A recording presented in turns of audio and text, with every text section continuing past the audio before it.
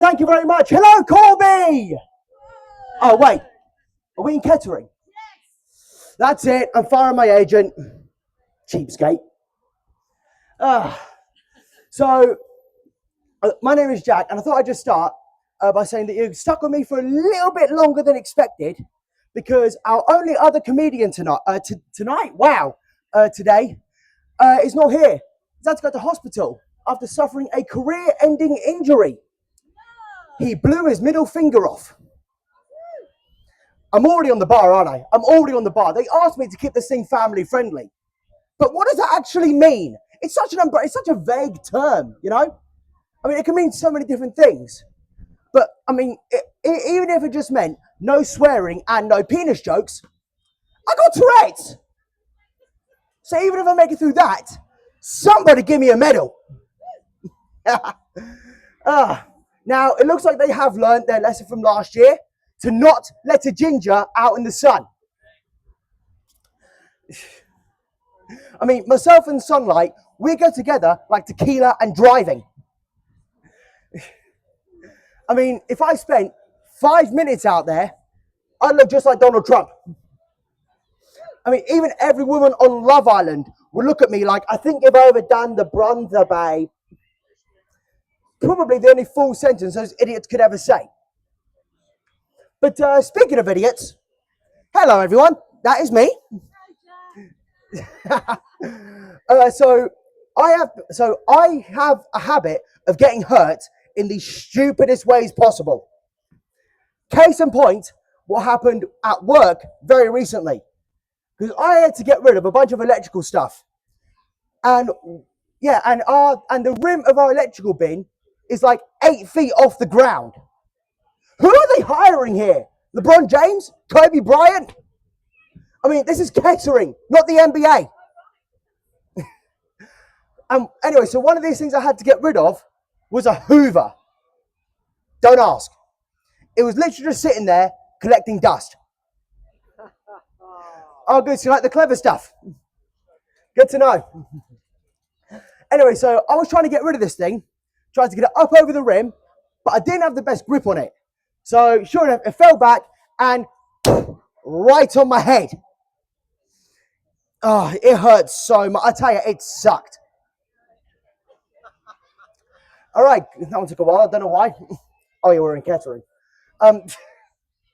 Anyway, so I've got this tiny cut on my forehead, which has just turned into a blimmin' waterfall. But apart from that, I'm fine. But they have a first aider look at me anyway. And the look on his face, good Lord. All right, Jack, let's take a look. What are you doing? Holy shit! Taki mushrooms? Good save. So he massively overcompensated and wrapped a massive bandage around my dome.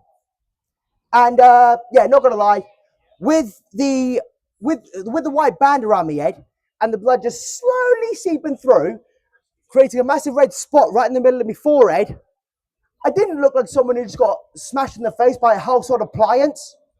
I looked like a ginger karate kid. So I thought I'd go to the doctor anyway, just to be sure. And you think that'd be an easy thing to do, right? Wrong. I had to fill in so many forms, you'd think I was trying to get into North Korea. And on one of these forms, one of the questions simply was why I needed the appointment. But I'm going to be honest, I didn't want to answer. Because I feel like even a doctor would take the mick if I said that I was beaten senseless by Henry's deranged, psychopathic, long-lost cousin. So instead, I just wrote, concerned I'm going to die. And I didn't get the appointment. Shame. So I tried again. And this time, I just wrote, death is inevitable.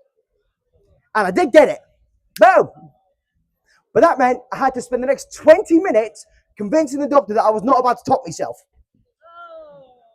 Then she said, but you wrote death is inevitable. I said, it is. They should have told you this on day one. So I actually had to check with my boss before doing this bit, obviously because it was a company incident. And he said, it's fine to do as long as I don't mention the company name. Otherwise, he will, and I quote, find me and drive slowly over my gonads with a steamroller. And I thought getting caught in the zip was bad. Oh. So is anyone else here doing a sweepstake for the World Cup? Yeah? So I'm taking part in one too.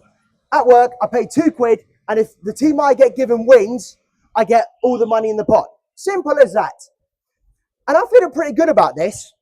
So, like I said, I put my £2 in. Who do I get? France, Argentina, Spain, Brazil? Nope. Jordan. Blimmin' Jordan. Now, not only has Jordan never won the World Cup before, they've never even taken part in it before. So here we are today to mourn the loss of my £2. I mean, I feel bad for my boss though, because he got America.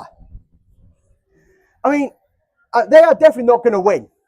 Because how the hell can you be good at a sport when you don't even know the name of it? Soccer? What the hell is soccer? It's football. But it's literally in the name. Football. You kick it with your feet. Football.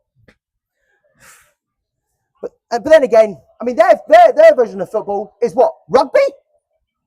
It's just that, the only difference is those precious little fairies need to wear all that protective padding. Oh, actually, this is going on YouTube. I shouldn't be saying that. American football is great, okay? America, it's all right.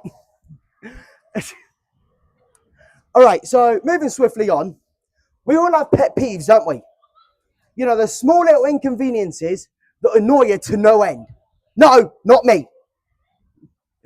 So, prior to coming up here, I asked a few of you what your biggest pet peeves are.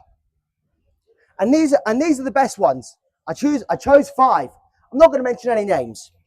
Now, number 1, self-checkouts. Yeah, I did not hand Tesco my CV. Why am I scanning me shopping? Isn't that their job? The sad thing is though, self-checkouts these days take up most till space in shops. They just not want to talk to people anymore. Actually, yeah, that makes sense. Because some customers treat retail workers so poorly, you think they've slept with their wife. Right, number 2, public speaker calls. Those people that just have their phone on speaker in public all the time. Does me nothing. Because I now know more about speakerphone Kevin's personal life than I do my own family. While I don't know my nan's favourite wine, I do know that Kevin's in-laws are visiting. He's bricking it because apparently they're nutcases, and his best mate Kenny's just went out of bog roll.